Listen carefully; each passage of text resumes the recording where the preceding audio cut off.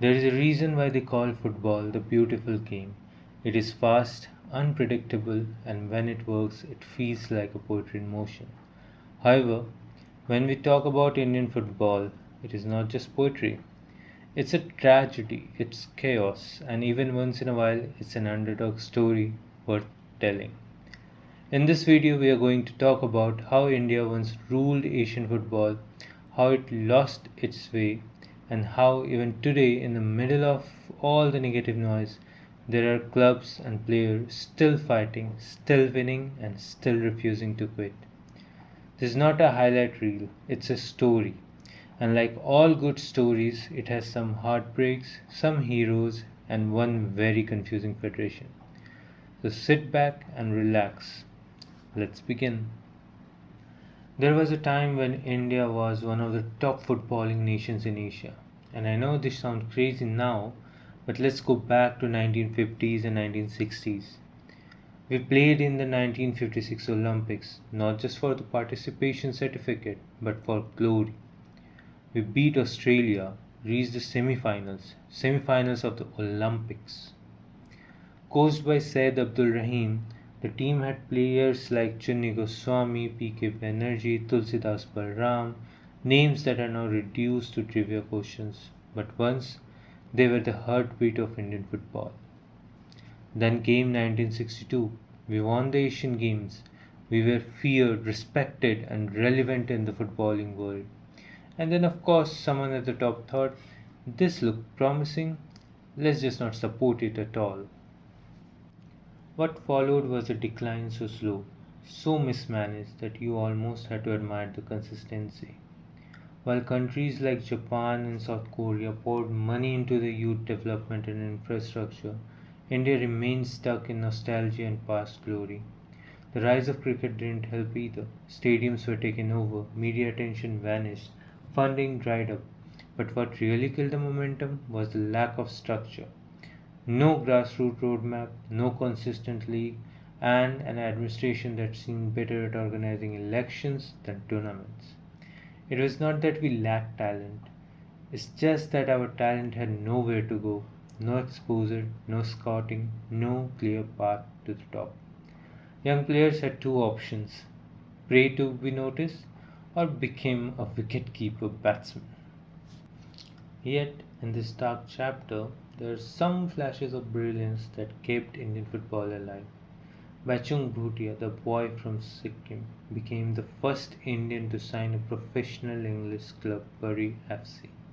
He carried Indian football on his shoulders for a long time.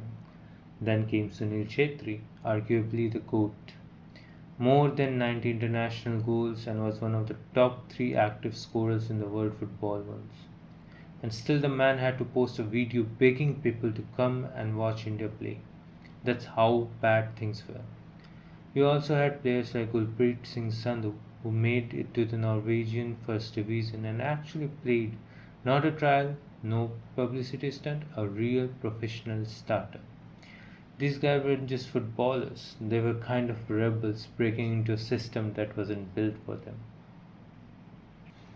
And then we get to Minerva Punjab FC, possibly the most exciting underrated football story in India right now. While the big name ISL clubs were busy doing brand campaigns, Minerva quietly started building champions. Not just social media champions, actual trophy winning, world competing champions. They have won the Gothia Cup twice, they just won Dana Cup and currently putting on a great display in Norway Cup. And no, these aren't just local tournaments in Punjab. These are global youth tournaments in Europe where some of the best academies in the world compete. What's wild is that this success came not because of the system but in spite of it.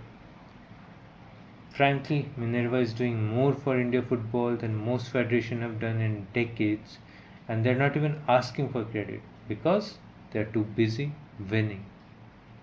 But while Minerva kids are making headlines overseas, the state of Indian football back home is just pathetic. The AIFF is in administrative turmoil, there's serious talk about the ISL being cancelled or delayed this season, and there is zero clarity about what future holds. Sponsors are hesitant, players are in limbo, and fans, most of them, are losing interest. We're sitting on talent, we're seeing youth teams shine abroad, and yet the foundation they're supposed to land on when they come back, it's cracking. Sometimes I wonder if the biggest enemy of Indian football is Indian football management run by government itself. So, where do we go from here? Honestly, I don't have a clear answer. But I do know this: if you care about Indian football, now is the time to start asking hard questions. Support the clubs who are doing real work, demand transparency from the people in charge, and stop celebrating mediocrity just because it is all we have. There is talent, there is passion, there are clubs like Minerva, players like Chetri, Bhutia, Sandhu, and countless unknown kids dreaming big. But dreams need structure, they need support, and they need a system that doesn't pull the rug every time progress is made. This is not a story of failure, not yet at least. It's a story of neglect, and that can still change if we choose to change it. If you stuck around till the end, you're probably one of the few who still care. Support clubs like Minerva Punjab. Go watch a local match this weekend. That's where the future stands. This is me thinking out loud about Indian football. If you are still here and want to help this channel grow, drop a like and subscribe. Thanks for watching.